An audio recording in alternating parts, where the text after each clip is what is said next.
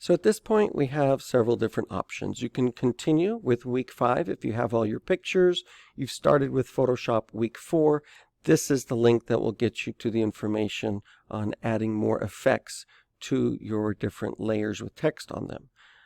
If you need help with pictures still, then I don't want you to keep searching. I would like you to follow these steps and paste your folder as it is right now in a special place. And if you can help find pictures, this video shows you where to go to get those partial folders and fill in those missing pictures to help out.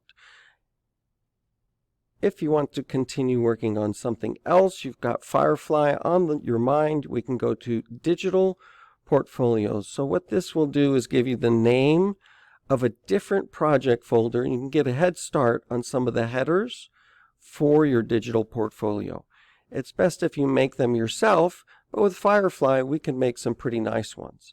And these are the 8 pages that will be on your digital portfolio, so you now have the text that you can use to put into Firefly. Just save those pictures separately and into your digital portfolio project folder. Remember, Firefly, when you download it, it'll go to the downloads folder, which means then moving them into this new project folder. In case you don't remember exactly what that means, I'm going to take a look here at the 2022 portfolios. We started off looking at these at the beginning of the year, and if we look at one, you can see this is a header that has a transparent background and then the text right here.